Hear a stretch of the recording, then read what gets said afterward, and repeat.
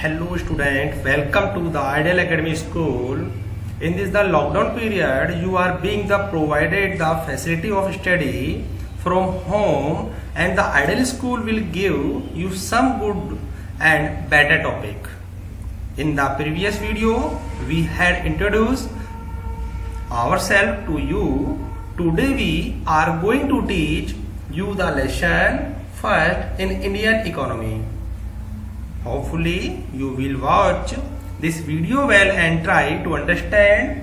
Let's get started student, our point today. So, low level of economic development under the colonial rule.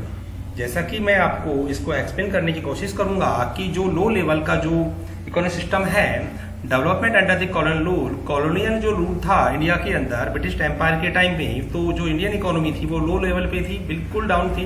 तो उसको लेकर इस chapter के अंदर हम डिस्कस करेंगे। मैं आपको थोड़ा और अच्छे से समझाने का प्रयास करूंगा कि लास्ट टाइम हमने क्लास 10th के अंदर इकोनॉमी सब्जेक्ट में हमने वहां पर पढ़ा था कि Indian economy the undevelopment economy जो थी उसका मेन रीजन क्या था। तो हमने ये स्टडी भी की थी वहां पर स्टूडेंट्स कि इंडियन इकोनॉमी वो कंप्लीट जो डिपेंड करती थी एग्रीकल्चर सेक्टर पे डिपेंड करती थी, और उस पर कुछ ऐसे रीजंस थे जिससे हम कहीं ना कहीं इकोनॉमी सेक्टर को डेवलप नहीं कर पाए। तो इस चैप्टर में हम कहीं ना कहीं जो हमारे लिए जो सेक्टर है या ये सब्जेक्ट है कोई न्यू सब्जेक्ट है, हम फर्स्ट बार इसको पढ़ने जा रहे हैं। 10th क्लास में सिर्फ हमने इसमें खाली इंट्रोडक्शन पढ़ा था इस इकोनॉमिक सब्जेक्ट का। तो यहाँ पर थोड़ा थ्योरिकल सब्जेक्ट है, लेकिन फिर भी मैं आइडियल एकेडमी स्कूल आपको ये प्रैक्टिकली रूप में लेके आया है और हर एक पॉइंट को आपको समझाने का प्रयास करेगा। उम्मीद करूंगा वीडियो आपको जरूर समझ में आएगा। तो स्टार्ट करते हैं students. India had an independence economy before the advance of the British rule. Bharat की जो अर्थव्यवस्था थी, जो इंडियन इकोनॉमी थी, वो ब्रिटिश रूल के समय कहीं ना कहीं वो संघर्ष कर रही थी, कहीं ना कहीं वो स्ट्रगल कर रही थी। इसमें thought the agriculture was the main source of livelihood for most people. Mostly जो पीपल थे वो डिपेंड करते थे एग्रीकल्चर सेक्टर पर। The country's economy was characterised by the various kind the manufacturing activities. और जो कंट्रीज की जो इकोनॉमी सेक्टर था वो बहुत सी एक्टिविटीज के अंदर कहीं ना कहीं मैन्युफैक्चर मतलब कहीं के उत्पादन स्थिति देखने को मिलती थी, या कह सकते हैं कि उसकी विशेषता थी कि वो अलग अलग एक्टिविटीज के अंदर इन्वॉल्व रहते थे इंडियन इकोनॉमी। जिसमें हम स्टडी करें तो India was the particularly well now for its the handicraft industries in the field of cotton and the skill silk textile. Indian जो इकोनॉमी थी वो पर्टिकुलरली जो हैंडीक्राफ्ट जो इंडस्ट्री थी उस पर डिपेंड करती थी, and the cotton and the silk textile mill पे डिपेंड करती थी। Metal and the precious stone work and extra. और इधर इसके अलावा मेटल और प्रीशियस जो स्टोन थे इनके वर्क पर भी वो ज्यादा डिपेंड करती थी।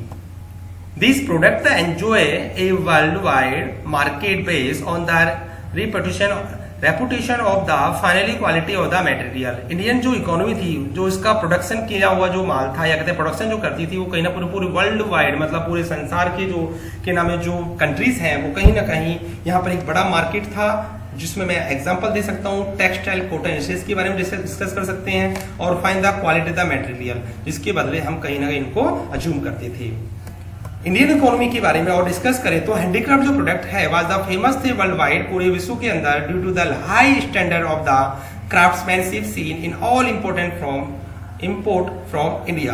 इंडिया से बहुत से कंट्रीज जो थी वो क्राफ्ट्समैन जो या वर्ल्ड वाइड सेक्टर के अंदर एक बड़ा मार्केट था यहाँ पर, जो हैंडीक्राफ्ट जो प्रोडक्ट थे उसको इंपोर्ट करते थे और इंडिया उसको एक्सपोर्ट करता था। एग्जाम्पल के लिए the Bangladesh of the capital of the Dhaka and the malmal of the all world the famous the Dhaka malmal and Banarasi saris.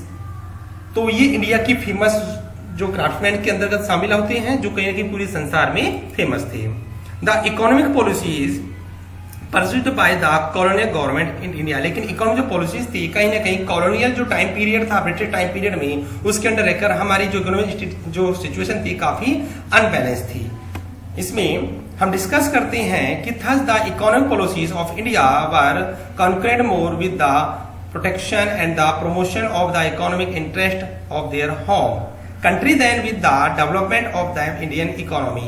Indian economy जो देश है या कहते हैं भारतीय जो अर्थव्यवस्था है, कहीं ना कहीं इंडिया की जो इकोनॉमी है वो कहीं ना कहीं डेवलपमेंट की ओर आगे जा रही थी, विकसित हो रही थी, ना कि विकासशील क्षेत्र की ओर जा रही थी, ना कि विकसित हो रही थी। इसमें कहीं ना कहीं जो हमें प्रोटेक्शन और द प्रमोशन जो था वो कहीं ना कहीं मैं ये बोल सकता हूँ कि कॉलोनियल टाइम पीरियड के अंदर इंडियन इकोनॉमी लगातार मैं कहता हूँ स्ट्रगल कर रही थी, संघर्ष कर रही थी, क्योंकि कॉलोनियल टाइम पीरियड के अंदर ब्रिटिश एम्पायर की जो पॉलिसीज थी उस पॉलिसीज के कारण इंडियन इकोनॉमी डेवलप नहीं हो पा रही थी।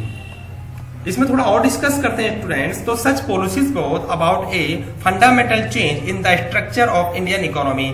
कुछ ऐसी पॉलिसीज थी जिसने कहीं ना कहीं फंडामेंटल चेंजेस देखने को मिले इंडियन स्ट्रक्चर के अंदर, जिसमें transforming the country into supplier of raw material. सबसे फर्स्ट जो पॉइंट था वो था कंट्री को सिर्फ रॉ मटेरियल का सप्लाई ही बना दिया, consumer of the finished industries product from Britain. और कंज्यूमर जो फिनिश्ड गुड्स जो बनती थी वो ब्रिटेन के अंदर बनती थी और कंज्यूमर सिर्फ उसको कंज्यूम ही करता था। इंडिया के अंदर फाइनेंशियल सेक्टर को और डाउन करने के लिए यहाँ पर इंडस्ट्रियल सेक्टर को डेवलप नहीं किया गया था। Now it is the clear that the colonial government, अगर इस बात को हम बिल्कुल साफ करके बता दें कि कॉलोनियल जो गवर्नमेंट है never made any sincere attempt the estimate the India national and the पर कैपिटा इनकम। उन्होंने कभी भी कंट्री की नेशनल इनकम और पर कैपिटा इनकम के एस्टिमेट के बारे में कभी डिस्कस ही नहीं किया। इस रीजन से on the other side some individual attempts which were made to the measure such income. इसलिए अदर साइड की जो इनकम थी, इंडिविजुअल पर्सन जो अटेम्प्ट जो करते थे उस इनकम के बारे में भी कहीं ना कहीं मेजरमेंट नहीं होता था। डिस्कस करें आगे तो this the income yield the confident of the inconstant the result. इसलिए इस इनकम का किसी प्रकार के अच्छे परिणाम देखने को नहीं मिलते थे। Among notable the estimate the दादा भाई नौरोजी। फर्स्ट टाइम इंडिया के अंदर जो नेशनल इनकम के बारे में जो डिस्कस किया था वो दादा भाई नौरोजी ने 1868 में, विलियम डिग्बी ने, फाइनल सिराज ने, VKRV राव ने and RC Desai. The famous economist of the national income the definition of India. It was the VKRV Rao whose estimate during the colonial period was the considered very significant।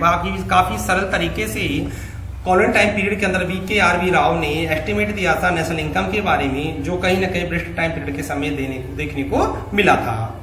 However, more study did find that the country growth of aggregate real output during the first half 20th century के अंदर मैं discuss करूंगा कि जो हम study करेंगे country की growth और एग्रीगेट रियल आउटपुट के बारे में, वो कहीं 20th सेंचुरी के अंदर कहीं देखने को मिला। डिस्कस करें आगे तो the estimate of the M mister Rao was 20th century was less than 2% coupled with the merge of the 0.5% growth in per capita income. कहीं ना कहीं पर कैपिटा इनकम में लगभग 0.5% की ग्रोथ देखने को मिली और कहीं ना कहीं मैं ये बोल सकता हूँ प्रेजेंट कपल द मैनेज 0.5% जो ग्रोथ देखने को मिली वो कंट्री की इकोनॉमी सेक्टर के अंदर थोड़ा डेवलप देखने को मिला। रीजन था इंडस्ट्रियल सेक्टर थोड़ा डेवलप हुआ और प्राइमरी सेक्टर की जगह सेकेंडरी सेक्टर पे क्या हुआ, ज्यादा ध्यान दिया गया, या कहते हैं सेकेंडरी सेक्टर की ओर जो पीपल्स थे वो कहीं ना कहीं उनको अपॉर्चुनिटी मिली एम्प्लॉयमेंट के लिए and the development of the national income. इसलिए राष्ट्रीय आय में भी थोड़ी बहुत वृद्धि देखने को मिली। Thank you. उम्मीद करूंगा वीडियो आपको थोड़ा पसंद आएगा क्योंकि आप फर्स्ट बार वीडियो को देख रहे हो। ये रीजन है इसका क्योंकि आपका सब्जेक्ट न्यू है, इसलिए हम यहाँ पर धीरे धीरे आपको सब्जेक्ट को समझाने का प्रयास करेंगे। Thank you.